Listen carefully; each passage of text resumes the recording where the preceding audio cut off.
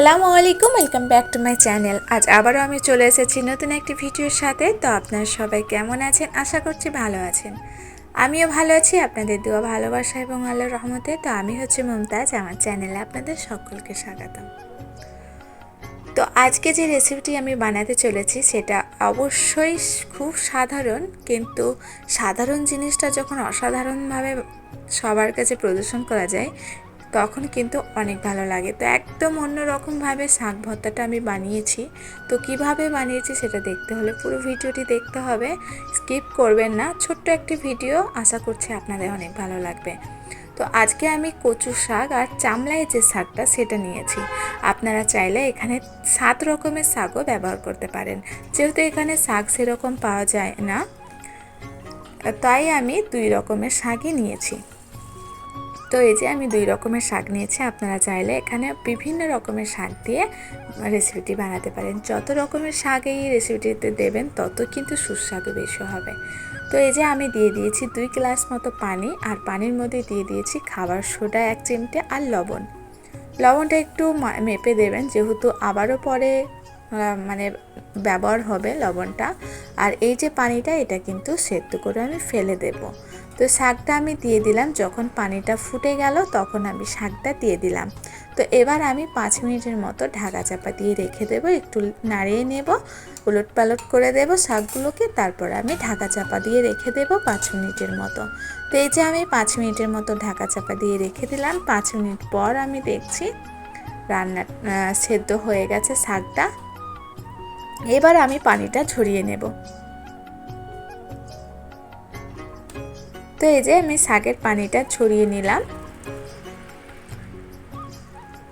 আর লবণটা অবশ্যই একটু মেপে দেবেন, কেননা শাক তো সেদ্ধ হয়ে যাওয়ার পর কিন্তু অনেক কমে আসে। তো যে পাতিলাতে আমি রান্নাটা করেছিলাম সেই পাতিলাতেই কিন্তু আমি আবারও দিয়ে দিলাম 1 গ্লাস মতো পানি। তো এতে মনে করার দরকার নেই যে পাতিলাটা কেন এরকম, কেন পাতিলাতে তো ওই শাকটাই আমি সেদ্ধ করেছি, তো আর এক্সট্রা ধোয়ার তো কোনো প্রয়োজন নেই। তাই আমি ওই পাতিলার মধ্যেই দিয়ে দিলাম 1 গ্লাস মতো পানি। আর 2টো মতো কাঁচা লঙ্কা দিয়েছি, 3টে মতো কাঁচা লঙ্কা কুচি করে কেটে দিয়েছি। যেহেতু কম ঝাল ছিল, তো আপনারা যদি খুব বেশি ঝাল লঙ্কা দিয়ে থাকেন তাহলে কিন্তু 2টো দেবেন। তো এবার দিয়ে দিয়েছি অনেকটাই রসুনের কোয়া দিয়েছি। তো অনেকখানি রসুন দিলেই কিন্তু এই শাক রেসিপিটা বেশি ভালো লাগে, শাক ভর্তাটা। তো তার মধ্যে আবার দিয়ে দিয়েছি কচু। তো কুচু কুচু করে কচুটাকে কেটে দিয়েছি, আর দিয়েছি 2 চামচ মতো তেল। তো এবার আমি সেদ্ধ হতে দেব। আরও 5 মিনিটের মতো ঢাকা চাপা দিয়ে রেখে দিয়েছিলাম। তো 5 মিনিটে যখন হয়নি, তারপরে আবারও আমি 3-4 মিনিট মতো রেখেছিলাম। তো আপাতত এখন দেখা হয়ে গেছে। তো আমি একদমই অফ ক্যামেরাতে একবার খুলে দেখেছিলাম, তখন সেদ্ধ হয়নি, তার জন্য আরও 4-5 মিনিটের মতো রেখে দিয়েছিলাম। তো এখন পুরোপুরি সেদ্ধ হয়ে গেছে কচুটা। এবার আমি কি করব সেটা দেখো। তো এই যে কড়াইয়ে একটা প্যান চড়িয়ে দিয়েছি গ্যাসের মধ্যে, আর দিয়ে দিয়েছি পেঁয়াজ কুচি। যারা পেঁয়াজ কুচি পছন্দ করেন না তারা স্কিপও করতে পারেন। তো আমার কিন্তু পেঁয়াজ কুচিটা শাকে ভালোই লাগে, তাই আমি দিয়ে দিয়েছি পেঁয়াজ কুচি, আর দিয়ে দিয়েছি সামান্য তেল।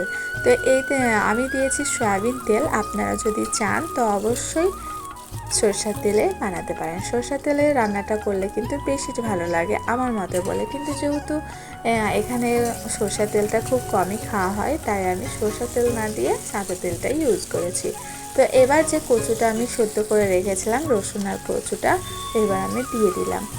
তো দেখছি অনেকটাই সাদা লাগছে, তখন দেখতে ভালো লাগছে না, তাই দিয়ে দিলাম খুব হালকা পরিমাণ আমি দিয়ে দিয়েছি হলুদ। তো হলুদটা আমি একদম মাঝে দিয়েছি, একসাথে হিলে দিয়ে নিই, যাতে যে গন্ধটা থাকে হলুদের সেটা যেন কাঁচা গন্ধটা না থাকে, তাই আমি মাঝে দিয়েছি। আর এইরকমভাবে কিছুক্ষণ একটু হিলিয়ে নিয়েছি, তারপর ভেজে নিয়েছি অ্যাকচুয়ালি। তো তারপর আমি সবগুলো মিক্স করেছি।